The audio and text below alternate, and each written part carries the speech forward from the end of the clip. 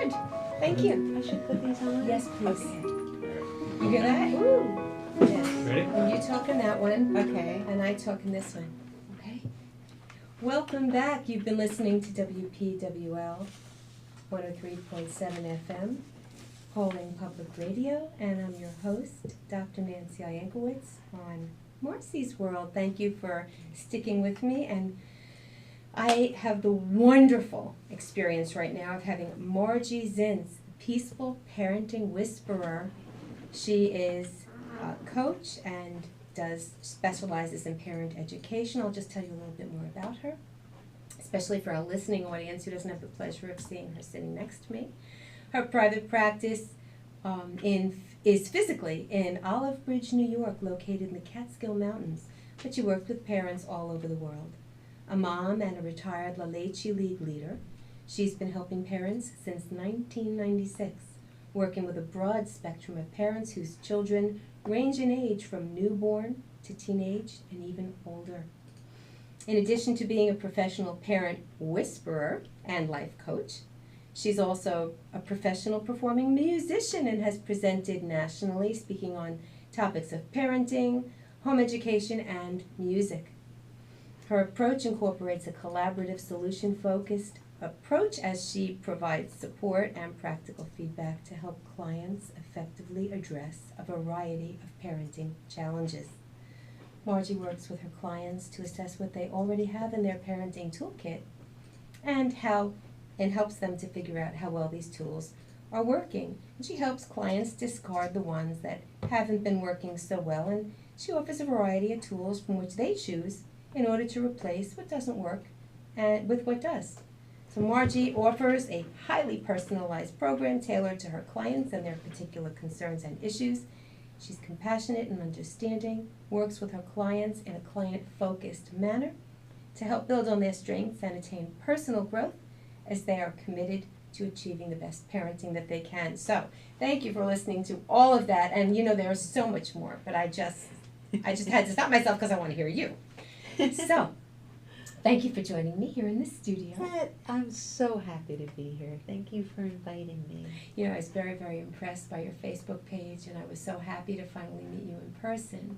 Now, you know, you have a lot of thoughts about what could interfere with a parent's ability to be gentle, and I want to preface that with, because that's the question I want to get into. Mm-hmm. We all come to parenting with such a broad range of experiences. Our own childhood, we might be wounded toddlers, we might have wonderful skills, we might come from broken families, and we want the best for our children, we love them, and we want to give them the best, but sometimes we don't choose the most gentle, as we heard Marcy's mom mess up a little bit. We don't always choose the best way, so how do you help parents? Well, one of the things that I loved that story, by the way. I thought, wow, she's really doing a perfect story for today. Yeah, right? It just so happened because you were really scheduled for like May. We were talking in April, and then that guy, and you said, well, that's showbiz.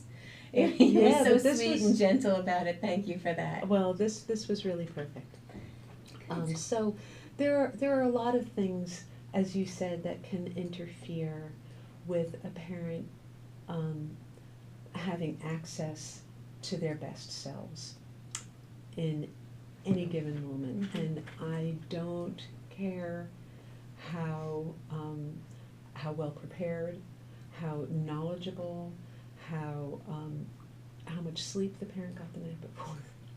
There are so many things that crowd in. Yeah. And some of those things can include feeling depleted emotionally, listening to fear, and we listen to fear a lot, and that fear can be about what other people think of us, how people are judging us, whether it's my mother or my next door neighbor or that lady in the supermarket. We parent for an audience. Mm-hmm. We seldom include the child in that crowd people You know, that we're concerned about. when the child is included in a dysfunctional way, we tend to, I think, tell me, you're the expert on this, but tell me what you think about, do you find that your parents, who you are helping to parent, your clients, do you find that they ever use the children in a way as a reflection of themselves, as if whatever the child says or does is, in some regard it is a reflection of the parents, but that they want the child to be what they could not, or that they want the parent, sure. and this negative. So how do you help people with all that too? That issue came up very recently, actually, with a client who I'm just trying to think of what her particular situation was. She wanted something for her child. Oh, it was bike riding, actually. Her child was, I think, 12 or 13 years old, not yet riding a bike. Mm-hmm. And the whole family are cyclists. Mm-hmm. And she was concerned, and she was putting a lot of pressure on her. She wasn't living up to expectations. The Yeah, child she wasn't, from the mother's perspective. And mom is like, "Come on, let's go out, and let's learn to ride that bike." And how old was the child? 12. 12. And the daughter was digging her heels in more and more and more. And it was really becoming a huge friction point in their relationship. Of course. And my question to this individual was, it sounds to me like you want this more for her than she does. Mm-hmm. And your desire for this is eclipsing what she wants. She may really want to ride a bicycle, but you want it so much that... Who do you want it for? Yourself, Exactly. the family, or the child? And how is this feeding or interfering with your family rhythm? Absolutely. And so I said, look, you can back off.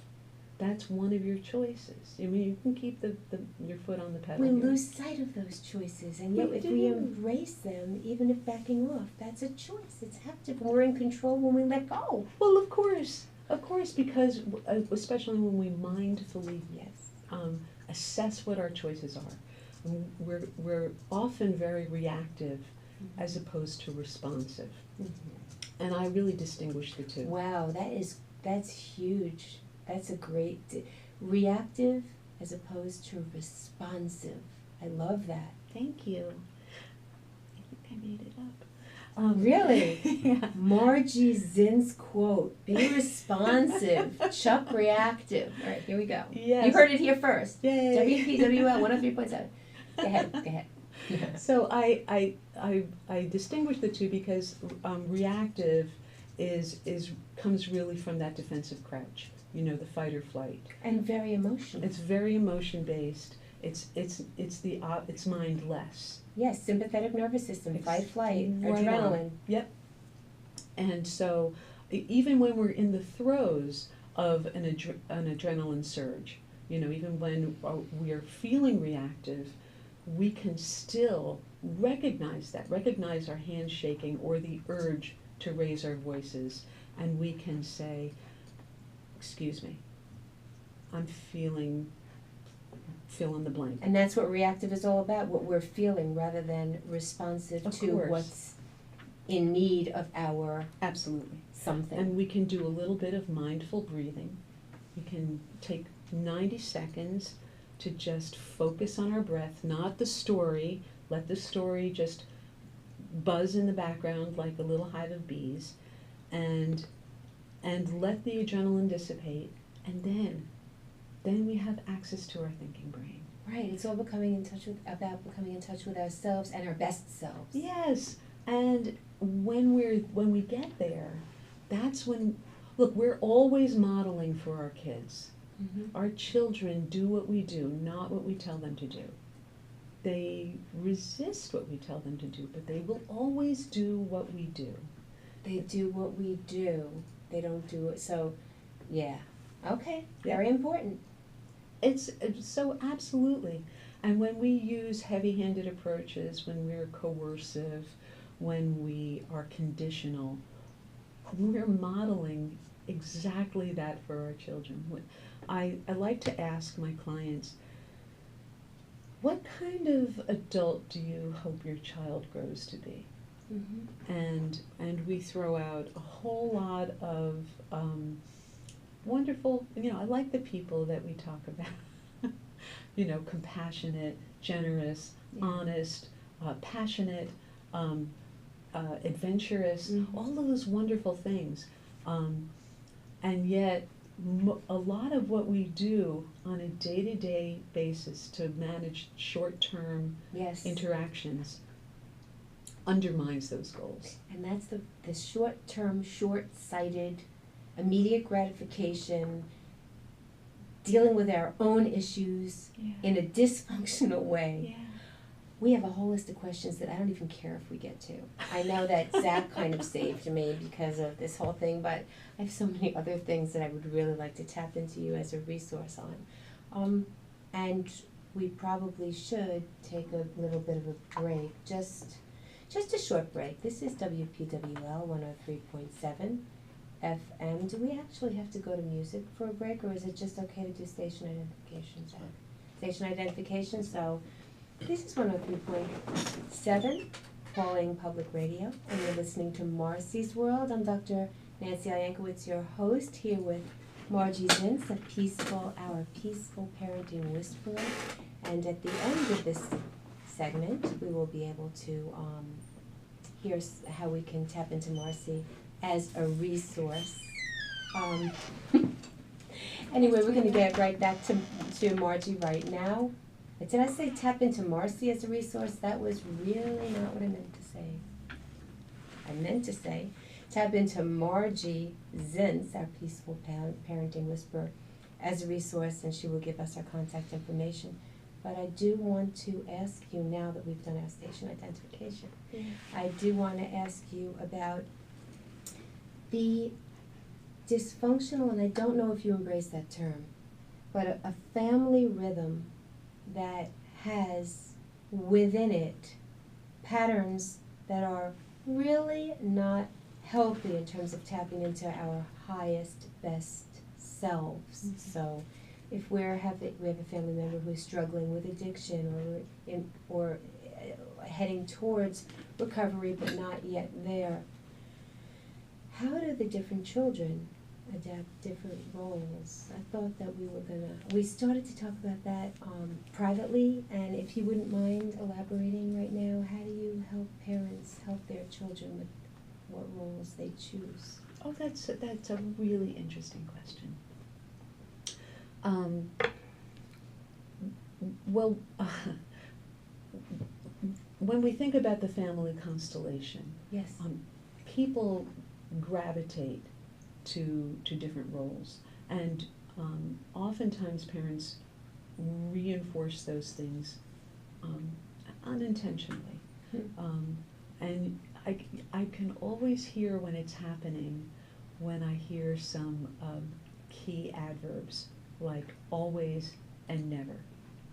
Okay. Those are, to me, those are red flags that say this is a limiting belief right here. Okay. That you're hearing. And that's when the client comes to you and introduces the situation as the presenting problem, or that's when you're listening to the dialogue? When I'm listening to the parents' introduction of what their issue is, okay, what they're coming to me for, what interferes, okay, what these friction points are, and so when I hear always and never, like she never, or she constantly, or he always never listens to me, things like that. yes, that really sets up a child.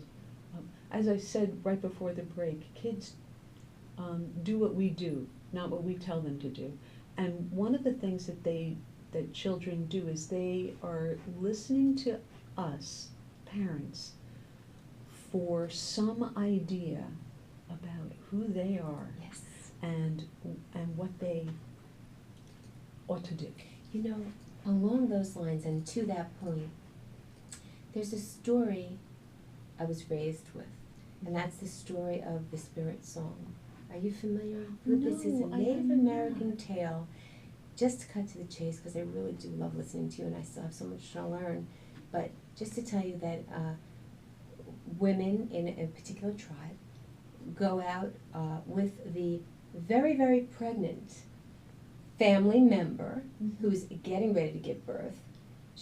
Once she's in labor, they go with her, and they write as a gift for her, for the birth of the child, a song. So all of the women go with the pregnant woman who's about to give birth. They have written their song for the baby, and they play that song on flute or whatever their instruments are during the birth of the baby, and that is the baby's spirit song, and the baby's born with it and to it. And whenever, and to the point of your peaceful parenting, whenever the child digresses from or just has some kind of a limit testing issue, as the child grows, not even meaning to do something wrong, but the child does something out of keeping with the culture, they play the spirit song to the child to remind the child who the child is, to bring the child back to the essence. So I think that this is so much. When I started to get to know you, I realized, oh, this is what she's doing. She's helping parents to help their children to tap into their true spirit, and I love that. That is extraordinary. I love that beautiful story. And yes, there are some things to unpack around that. And the first thing would be that the things that we do are not who we are. And that is a huge limiting. They can reflect who we are. Well, at times. They mostly reflect what we need. Oh, okay. Behavior.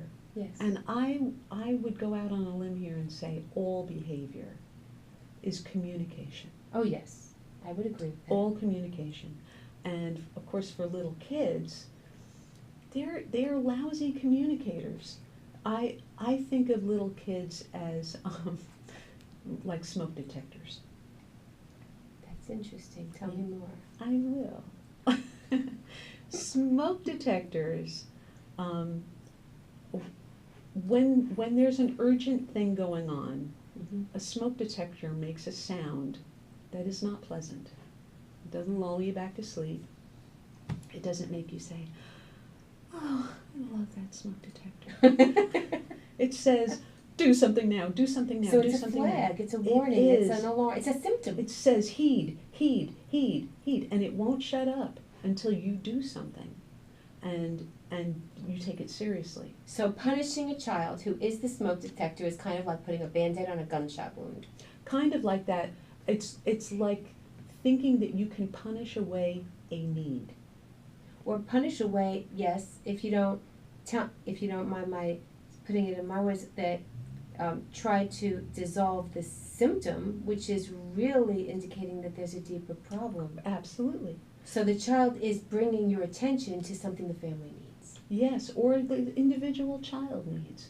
The child needs, and kids have really valid needs. They need connection, they may have physical needs, and their behavior is their way of saying, I need your help.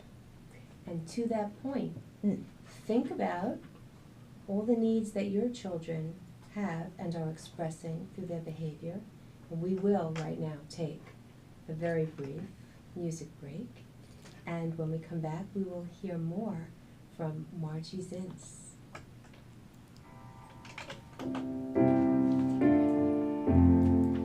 You're still live there. Oh, hi. And that's my daughter, Jessica. It's nice to meet you. Hello. Hi. You're lovely. I just caught a Oh, small part no. of what you're talking about, but it sounds fantastic. Good practice. I'm looking forward to what you talk about next. Is that Well, you're going to be speaking to her, so you'll be speaking away from the mic. How's that? Am I doing the wrong thing? Is that good? Hello. Yeah, that should be okay. No, I want to make it easier for you because Well, I can't tell see until we your go on anytime you want. Okay. We're gonna pick it up really, children as flags and smoke. I don't even The know top much, is we have so much done. chemistry. I know, this is so cool. Yeah. Because I'm like, So that was, well, right now they look straight, right? Yeah. But when you take them out, 1 minute. my one tooth is still hanging, but it's straight. This is the bottom is angled, because the way my eat one way. So the bottom of the first two teeth are like. you have to keep it that. So this is just a tray, and I don't have any more buttons. Jessica, can you take a snap? Use Daddy. Jessica, use Daddy's phone. I want Margie to have a few pictures of herself while she's talking. On his phone. Or your phone. She's so beautiful. You see?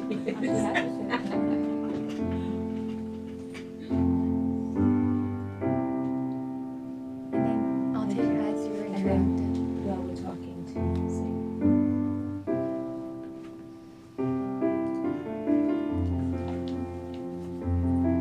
Oh, your credentials. I should say your credentials. I beg your pardon? Your credentials. I didn't even tell them your credentials. Your license and something. I'm a certified parent coach. Okay, good. And we're back. Here we are again. WPWL 103.7 FM, Pawling Public Radio, here with Marji Zintz on Marcy's World. I'm Dr. Nancy Iankowitz, your host, and Marcy's World is so happy to have Marji, our peaceful parenting whisperer, who is a licensed parenting coach. Good. Tongue twister. So when we left off, we were talking about children as smoke detectors. Tell us more. Yes, so kids have a wide variety of needs, including physical needs like hunger, tired, lonely, bored, coming down with something, teething. Oh, that's a wide range of, you have from birth to, college right there, from teething to everything, and Oh, you yeah. help people all sorts. I do, from all of them, because all humans have needs. Yes. So, and children are, they also may have emotional needs. And one of Yes. those huge emotional needs is for connection, human connection. A deep bond with somebody who you trust and feel trusted by. So how can our parents help? And if you could wave a magic wand and have parents understand some basic principles, what would you most want to pass along? Oh, I love that question. You should. That's a great question. Let me think.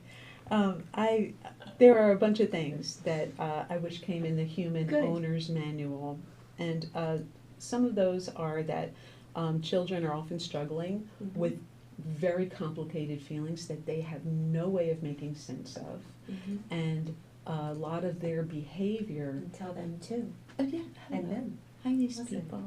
Okay. A lot of their behavior is reflective of this confusion, this feeling of dis-ease. And so when a child is behaving in a way that pushes our buttons, I wish people would focus more on how they thought the child was feeling rather than how that behavior was making them feel. And that is, I see that when people shift in that way, and that's a trick.